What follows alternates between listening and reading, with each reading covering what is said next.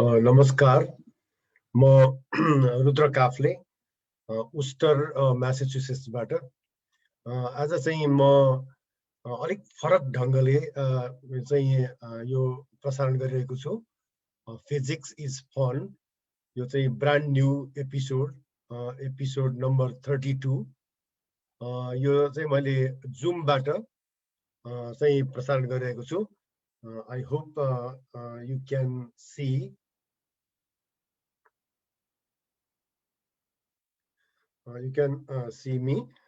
र यो चाहिँ यो प्रसारणमा यो एउटा हिजो मैले एउटा चाहिँ टेस्ट प्रसारण गरेको थिएँ, त्यसले राम्रै काम गरे जस्तो लाग्यो, त्यही भएर मैले त्यसै यही प्लेटफर्ममा चाहिँ कन्टिन्यू गर्ने विचार गरेको छु। आज हामीले चाहिँ अलिकति फरक ढङ्गले चाहिँ अलिकति म मेरो चाहिँ जुमको स्क्रिन पनि प्रयोग गरेर चाहिँ केही लेखेर पनि देखाउँछु। र यदि यहाँहरूले यहाँभन्दा अगाडिको एपिसोडहरू चाहिँ मिस गर्नुभएको छ भने ती एपिसोडहरू चाहिँ मैले युट्युबमा चाहिँ सेयर गरेको छु र यहाँहरूले चाहिँ आफ्नो कन्भिनियन्स अनुसार हेर्न सक्नुहुन्छ र यहाँको आवश्यकता अनुसार कमेन्ट पनि गर्नुहोला।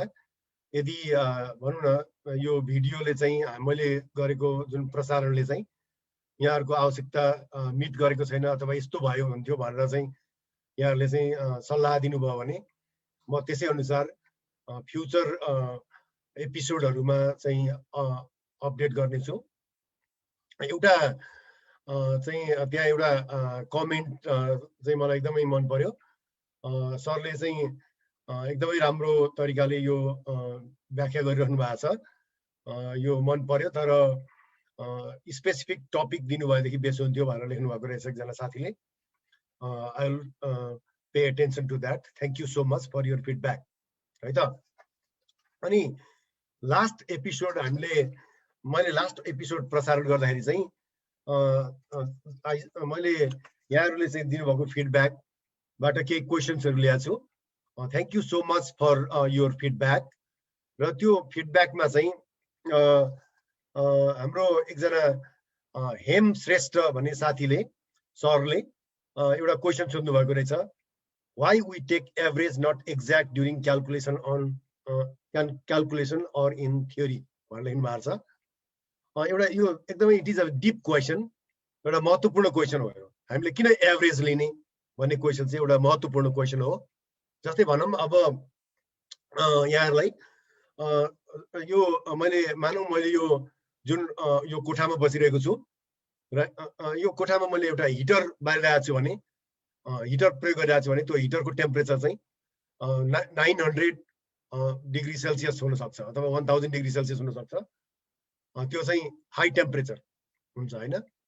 तर मेरो कसैले मलाई चाहिँ तिम्रो रुमको टेम्परेचर कति हो, तिमी बसेको रुमको तापक्रम कति हो भनेर भन्यो भने मैले चाहिँ 900 डिग्री सेल्सियस भन्नु मिल्दैन होइन। किनभने त्यो त that is a kind of भनौँ न there is something which exist at 900 degree Celsius. जस्तै मैले नाइक्रोमको हिटर युज गरेको छु भने त्यो वायर ग्लो हुँदा चाहिँ 900 डिग्री सेल्सियस हुन्छ होइन।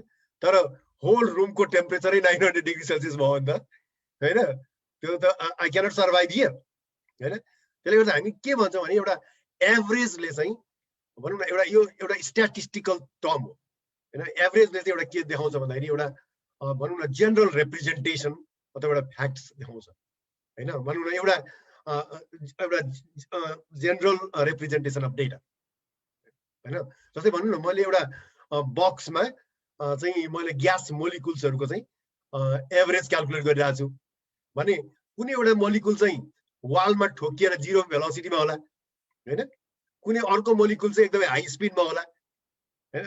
भनौँ इन्डिभिजुअल मोलिकुल्सहरूको अनि मैले रिपोर्ट कसरी गर्ने त भन्दाखेरि यो बक्समा चाहिँ ग्यास मोलिकुल्सहरूको स्पिड चाहिँ 0 छ भन्ने कि अथवा 900 मिटर पर सेकेन्ड छ भन्ने कि अथवा 200 मिटर पर सेकेन्ड छ।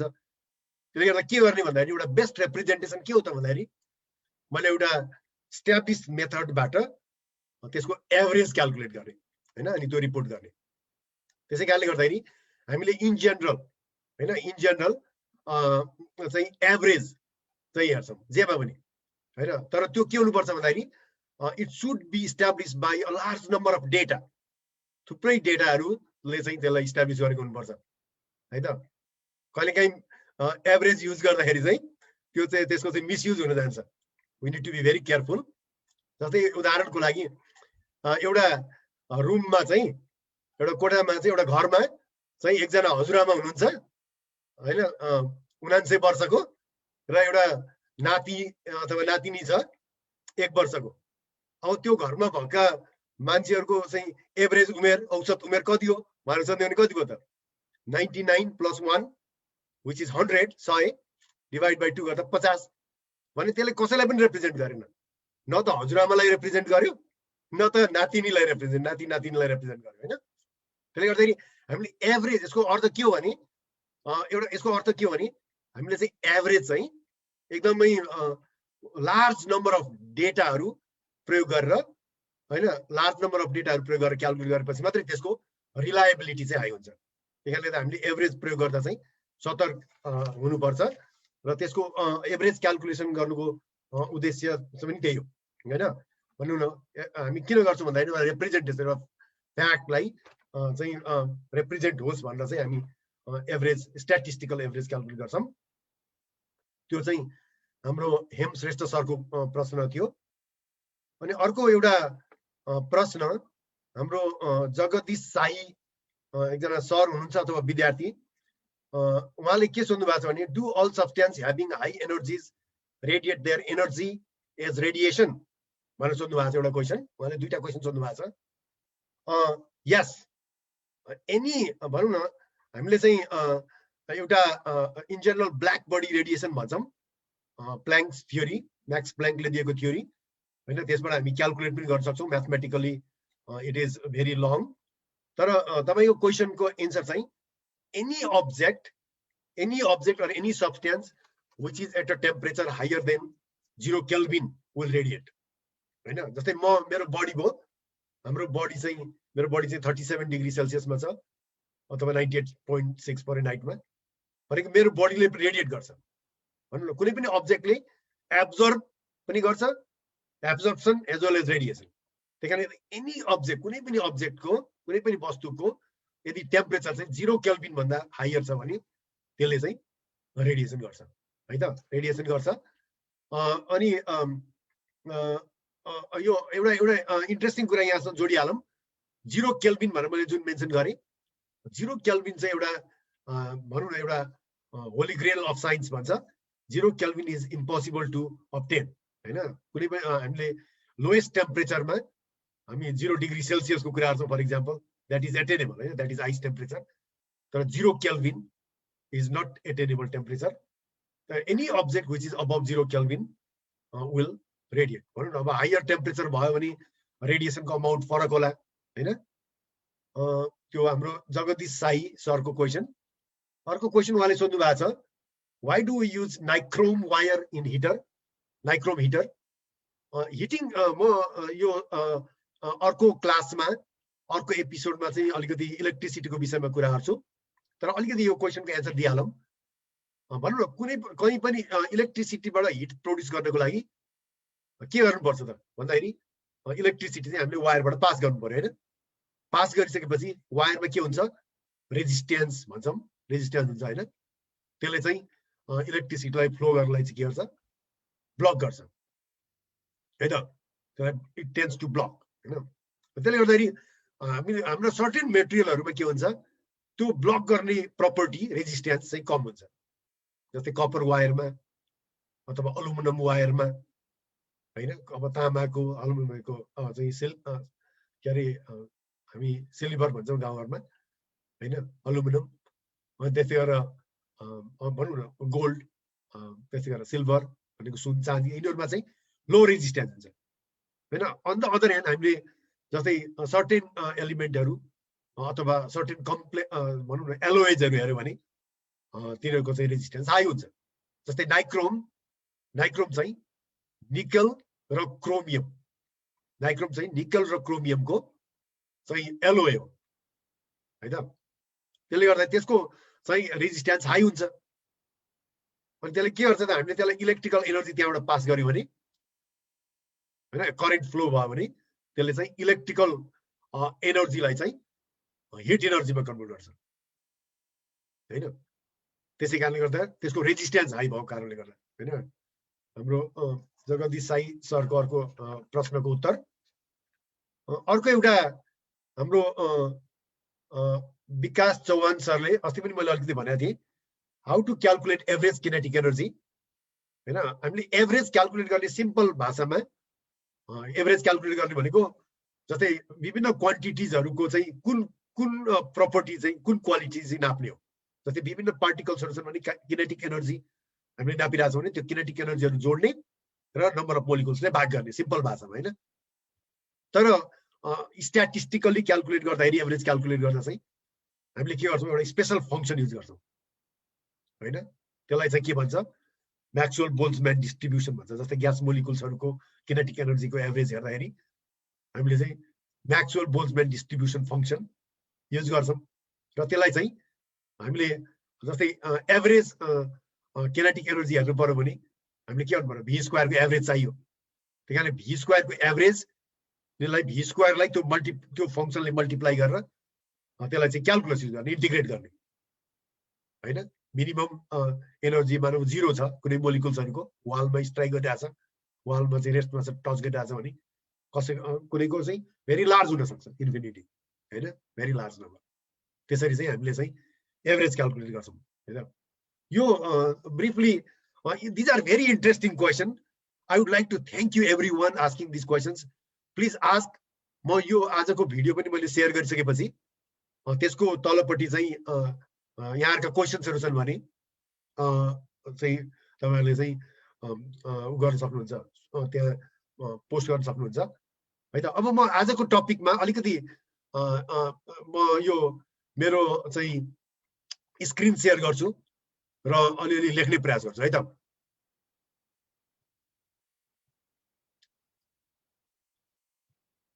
र यो चाहिँ मेरो यहाँ चाहिँ मैले एउटा चाहिँ मेरो स्क्रिन देखाएँ। अब म यहाँ चाहिँ आजको टपिक चाहिँ मेरो जनरली आजको टपिक चाहिँ मैले के एउटा चुज गरेको छु भने हिट ट्रान्समिसन है त। हिट ट्रान्समिसन हिट ट्रान्समिसन है त। हिट ट्रान्समिसन र हिट ट्रान्समिसन अहिले हिट चाहिँ एकदम भनौं particularly heat is always important to us हैन। तर particularly in the US right in the US चाहिँ अहिले everywhere most part of the US चाहिँ अल्ट्रा फ्रिज छ एकदम भनौं न। इभन हामी त नर्थमा छौं यहाँ त चिसै छ तर साउथतिर जाने भने इभन टेक्सासमा पनि टेक्साससम्म अथवा ओक्लाहोमा टेक्सास त्यतातिर पनि के भइरहेछ एकदमै हिउँ परेर चाहिँ एकदम सब जिरो टेम्परेचर त्यसको तापक्रम चाहिँ एकदमै कम छ हैन। त्यसले गर्दा हिटको एकदमै रेलिभेन्स यहाँ देखिन्छ एकदमै महत्त्व हैन। अब हिट यहाँ particularly in the last class मैले हिट र टेम्परेचरको कुरा गरेको थिएँ। आज चाहिँ म अलिकति यसलाई भनौं न हिट चाहिँ एउटा पोइन्टबाट अर्को पोइन्टसम्म कसरी ट्रान्समिट गर्छ कसरी जान्छ त भनेर सामान्य तरिकाले चाहिँ म एक्सप्लेन गर्ने प्रयास गर्छु हैन। भनौं न in general there are 3 modes of heat transmission. 3 तरिकाले हिट चाहिँ एक ठाउँबाट अर्को ठाउँमा जान्छ। ताप चाहिँ एउटा पोइन्टबाट अर्को पोइन्टमा जानु पर्यो भने 3 तरिकाले जान्छ जनरली हैन।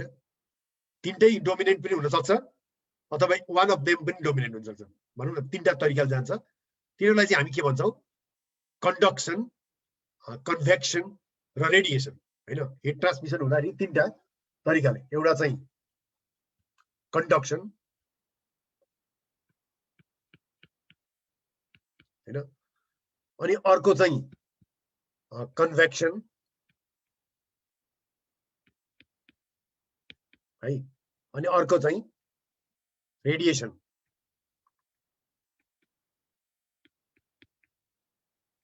है त।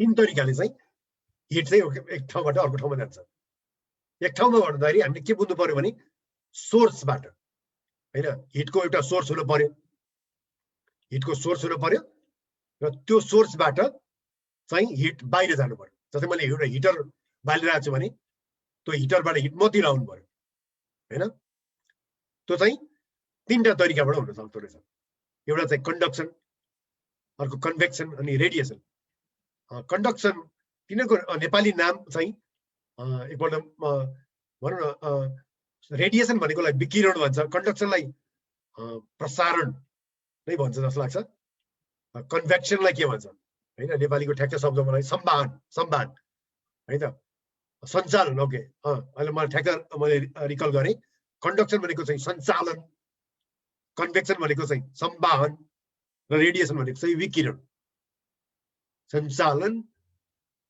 संवाहन र विकिरण त्यो तीन तरिकाले अब कन्डक्सन के हो त म एउटा अर्कै रङ चुज गरौँ है त यहाँ मेरो है सपोज हामीसँग एउटा रड छ हैन रड चाहिँ यस्तो हैन अनि यता यो एन्डमा चाहिँ लेफ्ट एन्डमा चाहिँ टेम्परेचर हाई छ T1 है त अनि अर्को राइट एन्डतिर चाहिँ टेम्परेचर T2 छ भनेको टेम्परेचर घट्दै गएको छ मैले के भनेको छु भने temperature T1 greater than temperature T2 र हाम्रो भनौँ एकछिनलाई भनौँ यसलाई चाहिँ हामी एक्स डिरेक्सन भनौँ न है त एक्स डिरेक्सन भनौँ है त भनेको temperature T1 is higher than temperature T2 भन्यो भने हामीले यतातिर चाहिँ भनौँ न यतातिर चाहिँ मानौँ एकछिनलाई सोर्स छ भनौँ न है अनि यस्तो बेलामा अब हिट चाहिँ के हुँदो रहेछ भन्दाखेरि यो सोलिड अब्जेक्ट भयो भने मोस्टली हिट चाहिँ कन्डक्सनबाट अथवा सञ्चालन भएर भनौँ न त्यो के हुन्छ हायर टेम्परेचर भएको मोलिकुल्सहरू चाहिँ मोर चाहिँ भाइब्रेट गरिरहेको हुन्छ है त तिनीहरू ओसिलेट गरिरहेको हुन्छ अनि तिनीहरूले चाहिँ नेबरिङ मोलिकुल्सहरूलाई चाहिँ त्यो एनर्जी के गर्छ ट्रान्सफर गर्छ अनि त्यसले अर्कोलाई गर्छ र चाहिँ T1 एन्डमा भएको सोर्सबाट त्यो रड भएर चाहिँ T2 मा जान्छ त्यस्तो खालको चाहिँ प्रक्रियालाई चाहिँ हिट त्यस्तो तरिकाले हिट चाहिँ गयो भने ट्रान्समिट भयो भने प्रसारण भयो त्यसलाई हामी के भन्छौँ कन्डक्सन अथवा सञ्चालन प्राय गरेर सलिडहरूमा चाहिँ यो डोमिनेट हुन्छ हैन र यसमा अलिकति म्याथमेटिकल जाम हैन अलिकति यसलाई अलिकति मोर म्याथमेटिकल कुरा गरौँ यो के हुँदो रहेछ भने यो हिट प्राय गरी यो सलिड्सहरुमा हुन्छ हैन र मैले एकदमै सिम्पल सलिड ल्याएको छु वान डिमेन्सनल अब्जेक्ट हैन एउटा रड हैन तर यसको मतलब रडमा मात्र हुन्छ भन्ने होइन सलिड अब्जेक्ट्सहरुमा प्राय गरेर कन्डक्सन हुन्छ हैन लिक्विड र ग्यासहरुमा पनि हुन्छ तर त्यो चाहिँ लेस डोमिनेट हुन्छ त्यो है अनि एउटा चाहिँ यो एउटा मसँग एउटा म्याथमेटिकल इक्वेसन छ हैन त्यो इक्वेसन चाहिँ म यहाँ लेख्छु है त let me use different colour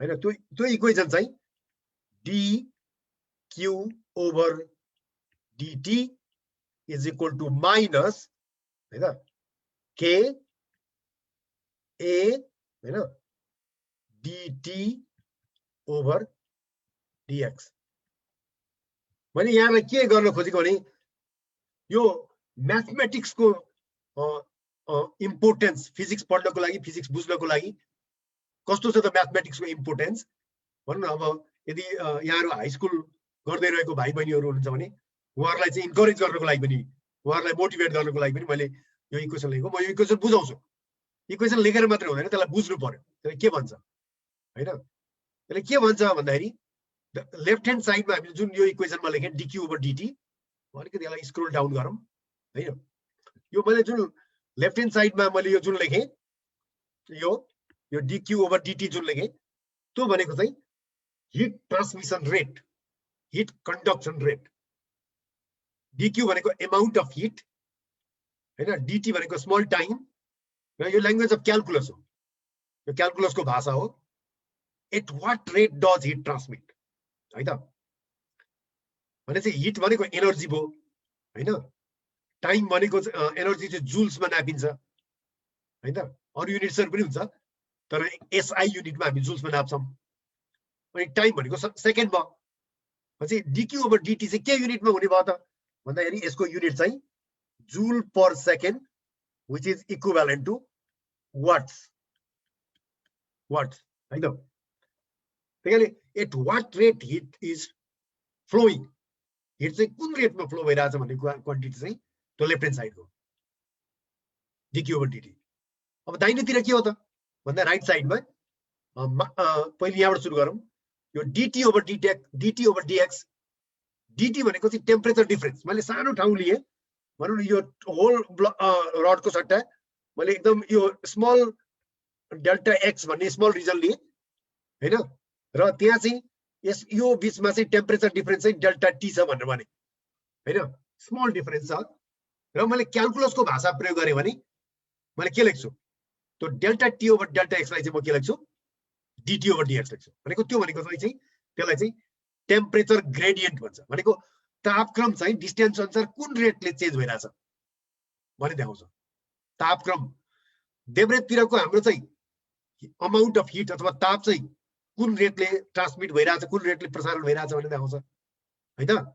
अनि राइट साइडकोले चाहिँ के देखाउँछ भन्दाखेरि टेम्परेचर चाहिँ कुन रेटले चाहिँ चेन्ज भइरहेछ विथ डिस्टेन्स, टाइम होइन विथ डिस्टेन्स भनेर देखाउँछ। त्यसलाई टेम्परेचर ग्रेडियन्ट भन्छ। That is called temperature gradient है त। यसको नाम चाहिँ temperature, TEMPERA, temperature gradient, GRADIENT, temperature gradient. अनि ए भनेको चाहिँ एरिया अफ क्रस सेक्सन। जस्तै यो रड मैले कन्सिडर गरेँ सिम्पल रड भने that is area of cross section. भनेको त्यो रडको क्रस सेक्सनल एरिया कति छ। हामीले रडलाई काट्ने परपेन्डिकुलरली काट्ने भने त्यो मानौँ अब सिलिन्ड्रिकल रड भयो भने त्यसको चाहिँ क्रस सेक्सन त्यो सर्कुलर हुन्छ, वृत्ताकार हुन्छ, वृत्त जस्तो है त। त्यो चाहिँ एरिया भयो। एरिया चाहिँ एसआई युनिटमा स्क्वायर मिटर हुन्छ है त। अनि यो के भनेको चाहिँ के हो त भन्दाखेरि के भनेकोलाई चाहिँ हामी थर्मल कन्डक्टिभिटी कोफिसिएन्ट अथवा कोफिसिएन्ट अफ थर्मल कन्डक्टिभिटी भन्छौँ त्यसलाई होइन। त्यो क्वान्टिटी चाहिँ in general for given material constant हुन सक्छ, कन्स्टेन्ट नहुन पनि सक्छ, हामीले केयरफुल्ली हेर्नुपर्छ। तर इन जेनरल हामीले सिम्पल लोड भनौँ न रिजनेबली लो टेम्परेचर डिफरेन्स छ भने हामीले त्यो चाहिँ के चाहिँ इन जेनरल कन्स्टेन्ट हुन्छ। त्यसलाई चाहिँ कोफिसिएन्ट अफ थर्मल कन्डक्टिभिटी भन्छ है त। अब फेरि एकदमै इम्पोर्टेन्ट कुरा, यहाँ एउटा स्मल साइन छ नेगेटिभ साइन। त्यसको अर्थ के हो त, हामीले त्यो साइन नराखे के हुन्छ, किन राख्नु पर्यो हो भने त्यहाँ हरेक कुराको मिनिङ छ क्या। त्यसले गर्दा हामीले त्यो हरेक कुरालाई चाहिँ we have to explain, we have to know, we have to understand very carefully. त्यो नेगेटिभ साइनको मिनिङ के हो भने हिट चाहिँ भनौँ न अब यो T1 चाहिँ हायर हिट जहिले पनि हायर टेम्परेचरबाट चाहिँ लोवर टेम्परेचरमा तिर जान्छ, यतातिर गइरहेछ होइन। T1 is higher then T2। त्यही हिट फ्लो चाहिँ यो डिरेक्सनमा भइरहेछ होइन। त्यो अमाउन्ट अफ हिट चाहिँ पोजिटिभ हो भनौँ न, भनौँ 40 जुल पर सेकेन्ड भनौँ एकछिनलाई, अथवा 10 जुल पर सेकेन्ड भनौँ होइन। तर टेम्परेचर ग्रेडियन्ट चाहिँ के हुन्छ, नेगेटिभ हुन्छ। किन, T2 चाहिँ हाम्रो T2 चाहिँ लेस देन T1 छ।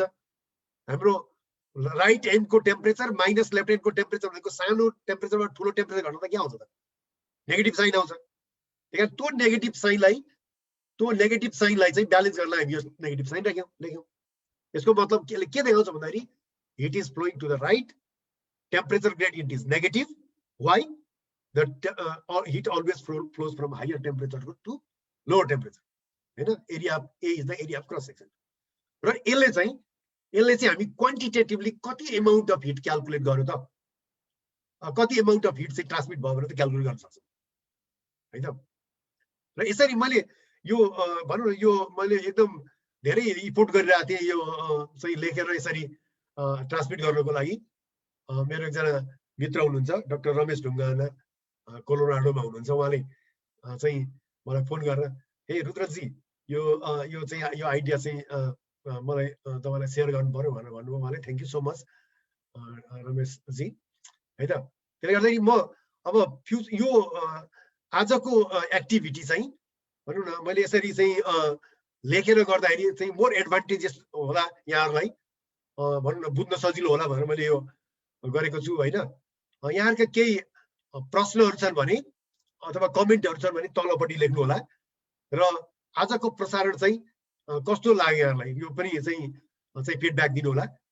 यो यसलाई चाहिँ हामीले एउटा टेस्ट ट्रान्समिसन जस्तै टेस्ट ब्रोडकास्ट जस्तै ठानौँ।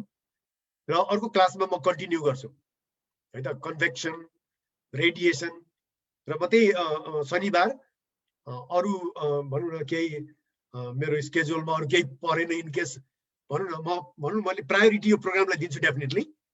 तर त्योभन्दा पनि अरू जबरजस्त काम पर्यो भने मात्रै म मिस गर्नेछु। तपाईँ अर्को चाहिँ नेपाली समय शनिबार बेलुकाको 7 बजे चाहिँ अमेरिकाको चाहिँ 8:15 चाहिँ अहिलेको टाइम चेन्ज भएकोले आउनेछु। भनौँ न thank you so much. Please stay safe and well. यहाँहरू सुरक्षित रहनु होला। त्यति भन्दै आज चाहिँ म यो प्रोग्रामलाई चाहिँ एन्ड गर्छु है त। हस् त, नमस्कार, थ्याङ्क यू।